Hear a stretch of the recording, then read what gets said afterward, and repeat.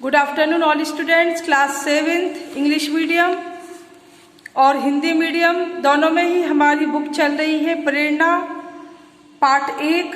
आज हम छोटी सी कविता पढ़ेंगे, इसके अर्थ को समझना है। पार्ट 1 जिसका नाम है जागो जीवन के प्रभात। अब जागो जीवन के प्रभात, वसुधा पर ओश बने बिखरे, हिमकन आशु जो क्षोभ भरे, उषा बटोरती अरुण गात, उषा बटोरती अरुण गात। अब जागो जीवन के प्रभात, तुम नयनों की तारा ये सब मुद रही करण दल में है, अब चल रहा सुखद यह मलय बात, अब जागो जीवन के प्रभात। रजनी की लाज समेटो तो, कलरव से उठकर भेटो तो, अरुणाचल में चल रही बात, अब जागो जीवन के प्रभात। तो सबसे पहले इसमें हमें कठिन शब्द, ये देखो रेड से जो लिख रहे हैं वो हमारे कठिन शब्द हैं, इनका हमें अर्थ नहीं पता।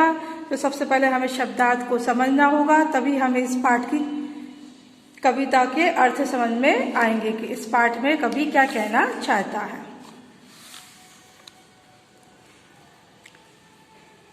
और इस पाठ से हमें क्या शिक्षा मिलती है कि हमें अपनी चेतना तथा जागरण को जगाना चाहिए तथा जीवन की उच्चता प्राप्त करनी चाहिए। प्रभात का अर्थ होता है, हम जानते हैं, सवेरा। वसुधा का अर्थ होता है पृथ्वी। हिमकन बर्फ को जानते हैं हम, और क्षोभ का मतलब होता है दुख। अरुणगात का मतलब लालिमा युक्त शरीर। तमनयनो अंधकार रूपी नेत्रों।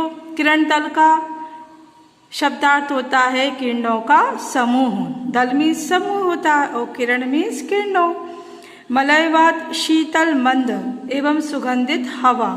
और रजनी मतलब होता है रात। कलरव पक्षियों का आवाज करना, चहचहाना। अरुणाचल मतलब पूर्व दिशा। और चल रही बात, इसका अर्थ होता है शब्द, चर्चा हो रही है। अब इस पाठ में जो हमने कविता पढ़ी, हमें इसको समझना होगा कि कवि ने प्रातःकाल पृथ्वी पर फैले ओस कणों की तुलना किससे की है? आंसुओं से की है। दुख के कारण थे वह अब कैसे हो गए हैं? समाप्त हो गए हैं। लालिमा युक्त शरीर वाली उषा क्या हो गई है? प्रकट हो चुकी है।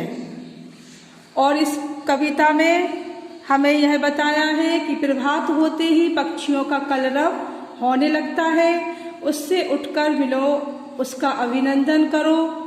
उससे उठकर हमें क्या करना? उससे मिलना है, उसका अभिनंदन करना है और प्रातः काल की बेला में जाग उठना है। नवजीवन में सक्रिय हो जाओ। इस प्रकार कवि ने प्रभात शब्द का हमें क्या बताया है? उपयोग बताया है, प्रयोग बताया है। कवि कविता द्वारा यह संदेश देना चाहता है कि हमें अपनी चेतना तथा जागरण को जगाना चाहिए तथा जीवन की उच्चता प्राप्त करनी चाहिए। इस कविता का यही अर्थ है। छोटी सी कविता थी, पाठ हमारा कंप्लीट हुआ। नेक्स्ट पीरियड में हम फिर मिलेंगे। Okay student, bye.